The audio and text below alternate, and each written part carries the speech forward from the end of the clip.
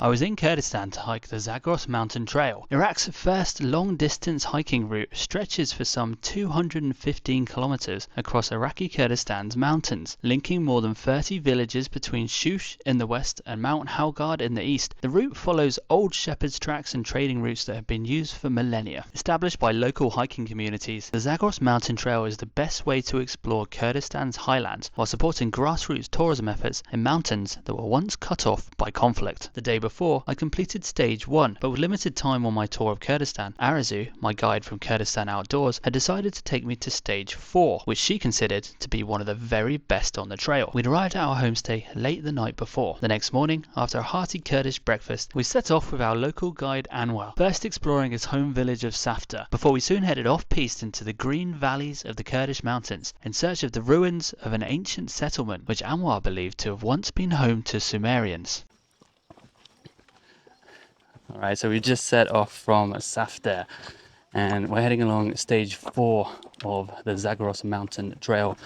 We're hiking today with Anwar, who we spent the night with last night at his little homestay in the village.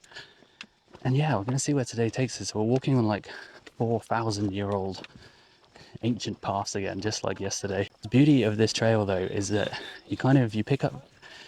you head off with a local guide and then they kind of recommend a lot of detours.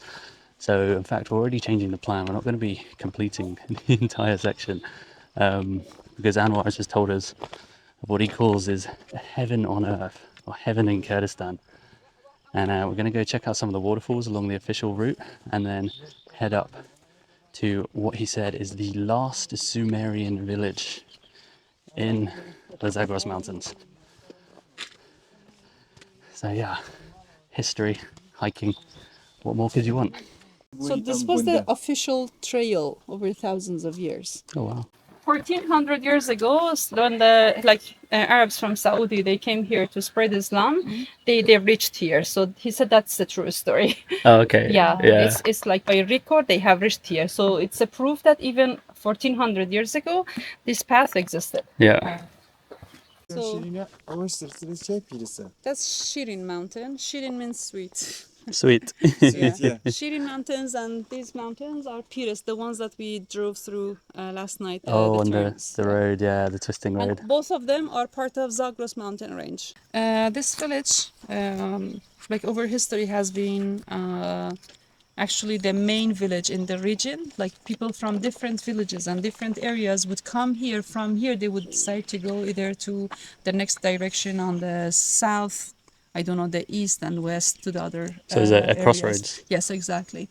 And as he mentioned, it was like formerly the Jews' village, and it was like one of the most important ones that people also, they were like doing a lot of trading. The trail, as you see, like the one that we stepped, it was like paved over more than 3,000 years. Yeah. And it was like the main transit road that people would commute by walking and also by their horses, donkeys, and the cattle as well. Oh. Yeah. Those mountains over there, that's Turkey, right? Yeah. We still say it's Kurdistan. Kurdistan, it's northern Kurdistan.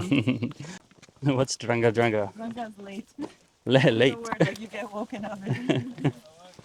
He woke me up that way today. I was like, I just looked at him, I was like, Dranga. no, it's like, I know.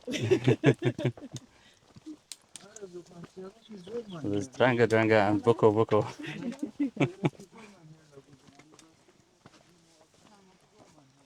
Alright, I think we're about 15 minutes into the hike. We've already come across this incredible little waterfall. Let me show you.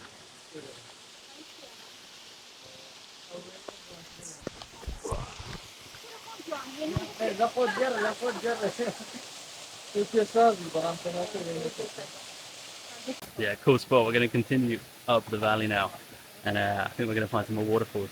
But these little streams, these are all little rivers, and they're channeled. They use aqueducts to channel them for irrigation as well. So it's very green and incredibly green place. Not what you expect from Iraq, of course. But then again, this isn't really Iraq. This is Kurdistan. He says, I normally even if he walks from home to here, he has like his full backpack, like all equipped with the knife, I don't know, all these gears, tea, coffee, food, you know, the sleeping bags and everything. But on a snowy day, he walked here and he didn't bring the backpack. And while he was taking a short rest, he heard the wolves. Two of the wolves. They got close to him, but they did not dare to get too close. So he didn't run, and they also didn't run. So he took it slowly and to get to the point. And as soon as he saw the village, he started running. Was he scared? Yeah, he was. Yeah, they heard the dogs barking, and then they returned. Yeah. Otherwise, it would be like a good bite for them in the winter. In the snow. Yeah. Are there a lot of wolves in these mountains? Yeah, there are. Yeah. Like there's mountain goats, hyenas, foxes, and he says like foxes are everywhere, so they're not big deals. Yeah. But they're my favorites. They're friendly. So we're just hiking up out of the valley now where the waterfalls were. And Anwar told us the story of how he was chased by wolves or shadowed by wolves. And I had to run back to the village. And he said that happened at this spot here.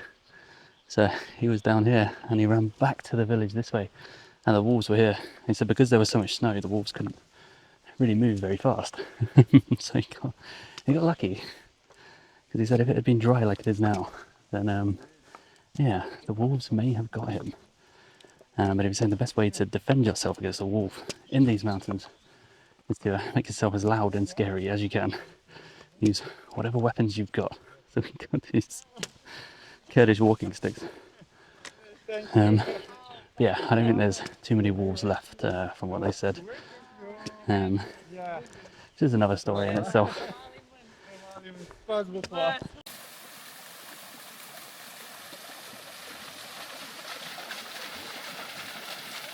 Right, about half an hour's hiking up into the valley, above the valley now, and waterfall number 2.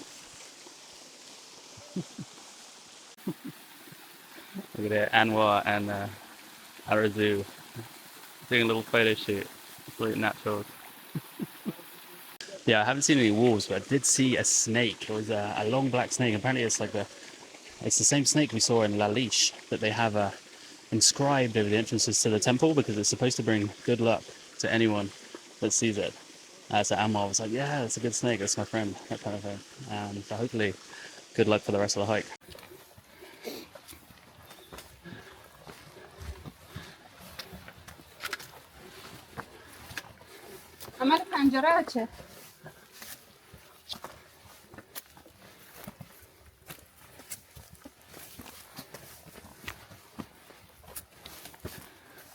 Generally, after the Second World War, when the Kurdistan's lands and the nations, they got divided in four countries: Turkey, Iraq, Iran, and Syria.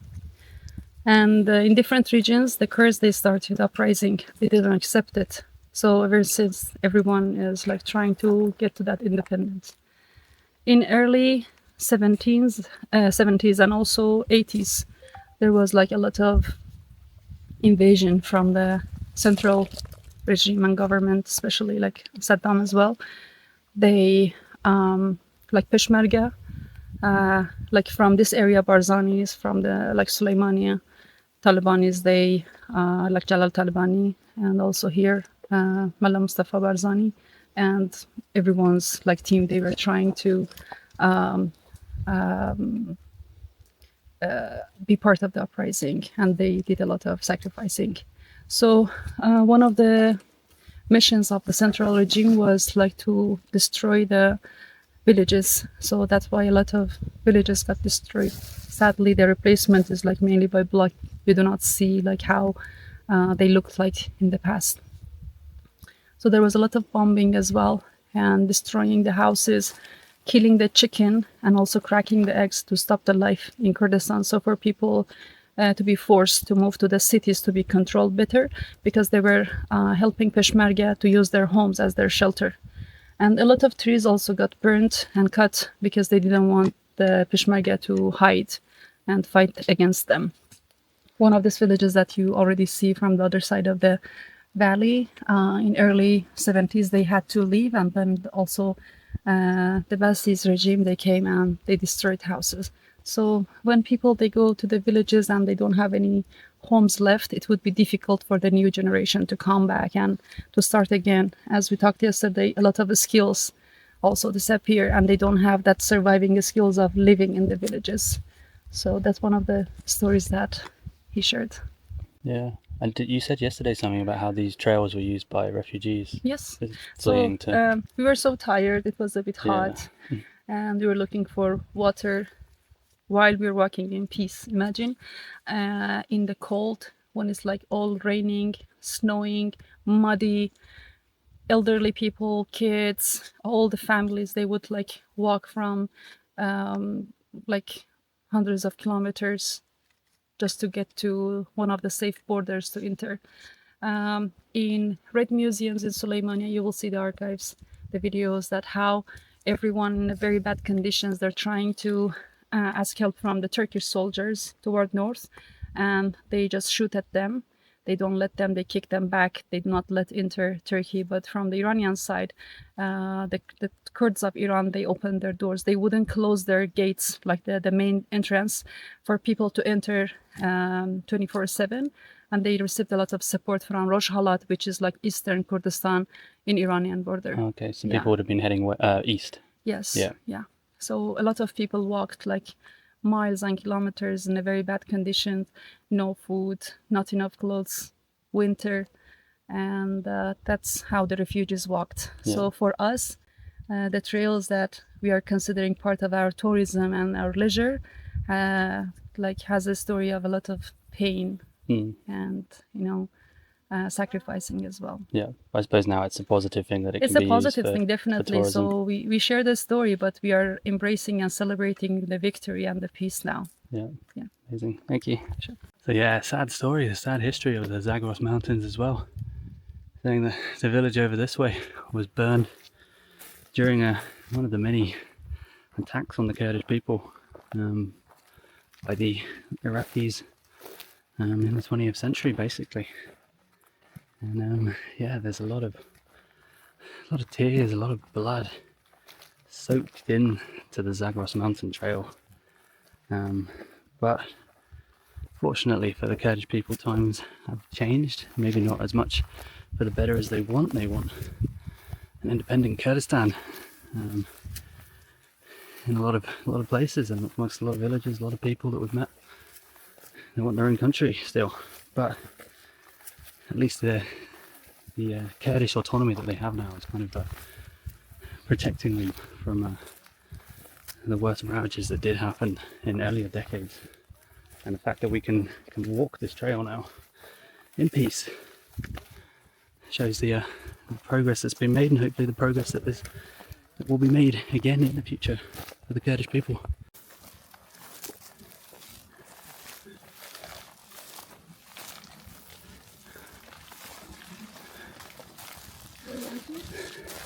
We're gonna take a short break here. It's beautiful view. من ناوم أنور صالح صافتية بأنور صافتي ناسراو خلكي قندي صافتي ما. His name is Anwar, and he's famous for being Anwar Safte.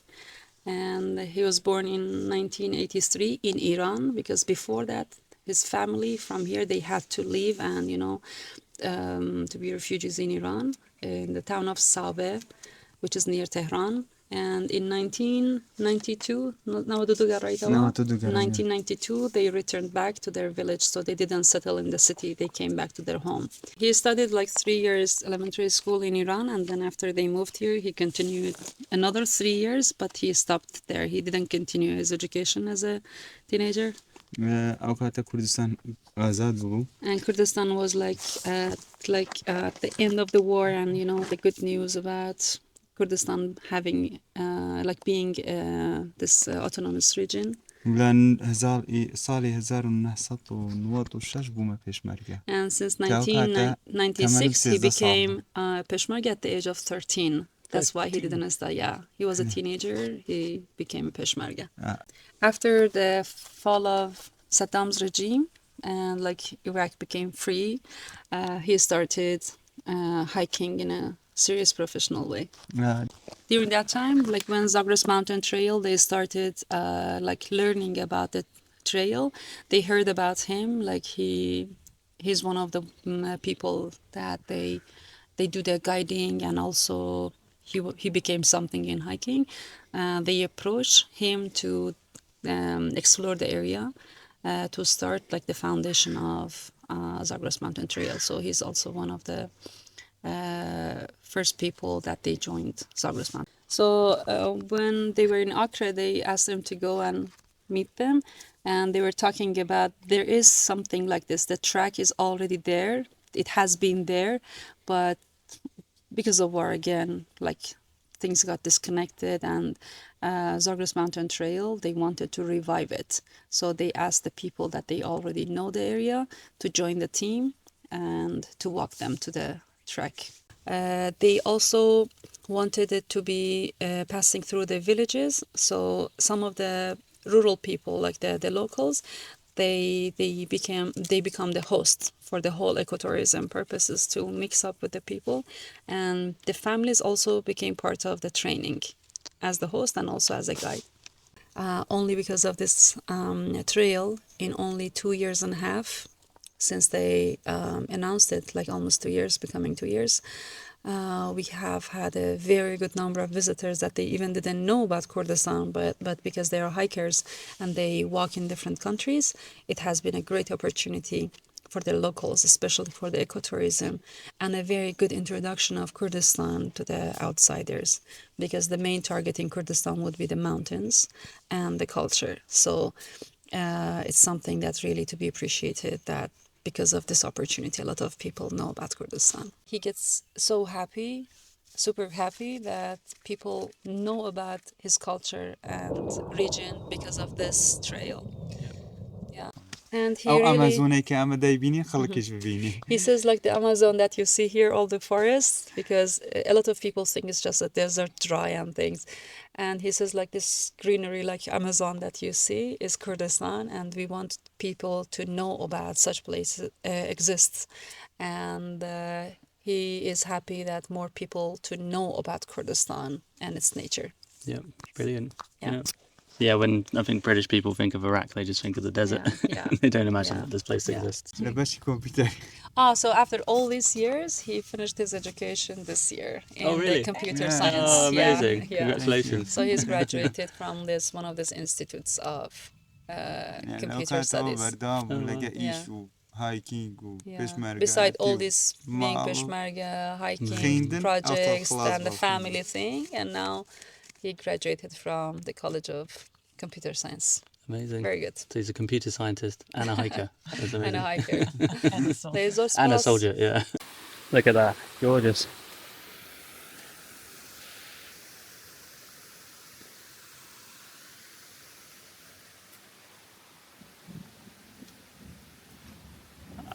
Like someone's camp is up here as well.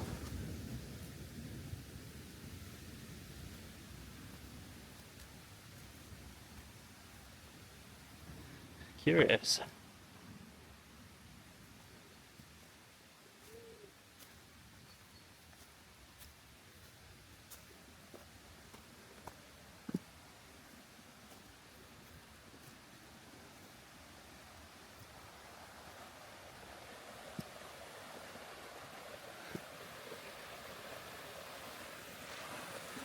Right, so that was just the introduction to the waterfall. The actual waterfall is up here.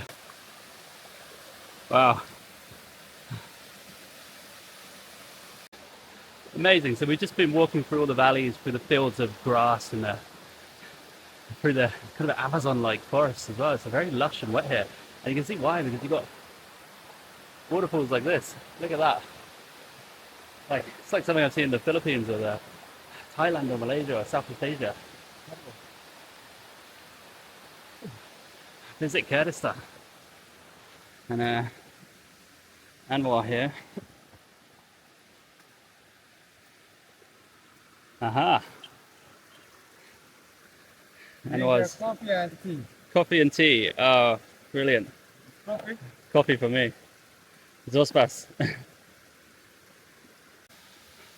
We're just having a quick lunch break because it feels like the rain is going to come thunder up ahead.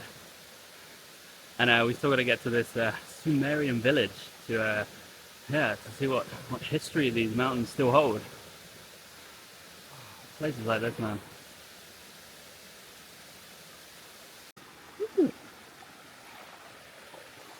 Lovely little picnic that Anwar has prepared for us. Well, Anwar's wife, I think. Oh, amazing place for it. There's a little makeshift camp here. You can just sort of rock up and hang out, camp out probably. So in fact, this waterfall is called Sumera. So this is where the old Sumerian village was. And I asked Anwar if they know the history of this place, but he said that it's kind of been lost over the years. A lot of the local Kurdish history has been lost in the many conflicts and revolts and wars that have sadly afflicted this place. So they're not 100% sure what the actual history of Sumera is, but they claim that the Sumerian people, who were basically one of the first ancient civilizations in Mesopotamia, kind of originated in the Kurdish mountains, and a lot of the local sort of communities claim descent as Kurdish people from the Sumerians, who were the original people, the original civilization, the original people that cultivated wheat in Mesopotamia and built some of the first cities as well, and built some of the first writing systems like cuneiform. A lot of legends, a lot of myths, I suppose, surrounding this place. But yeah, they know that this area, not just the waterfall, but the sort of surrounding forest and the hilltops as well. This is where some ancient civilization, some ancient people once called home, and they could have been the Sumerians. Really interesting. It kind of shows just how, you couldn't find this place unless you were on the mountain trail, on the Zagros Mountain Trail. Like, no way you'd know this was here even unless you spoke to the locals in Safte. Like, it's not really probably on the historical record, really. So yeah, incredible, really.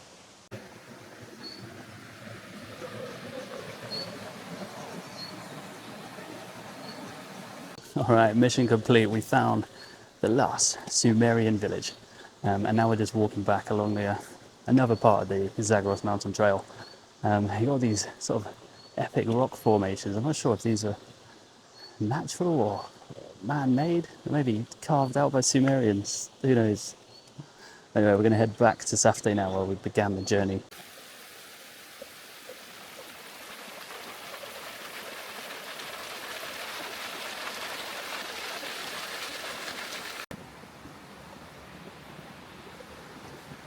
So look at this place. Ancient, temperate rainforests. Sumerian ruins dotted around. It's incredible. There's no one else here. Remarkable, really.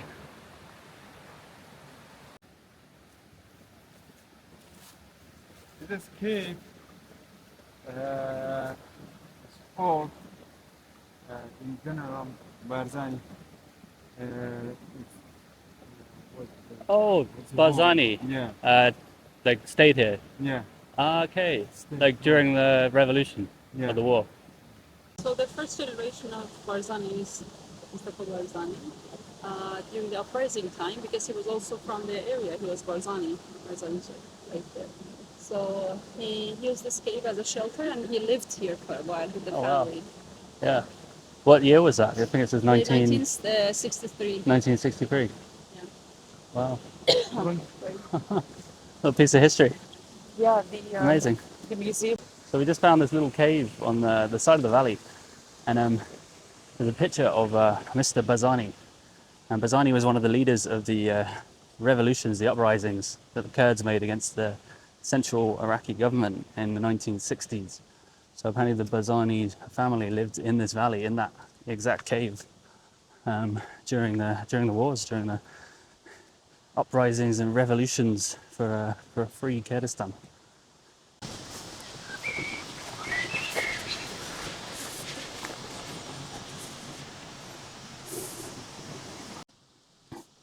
So we're nearing the end. We're nearing Safte, where we began the trek this morning.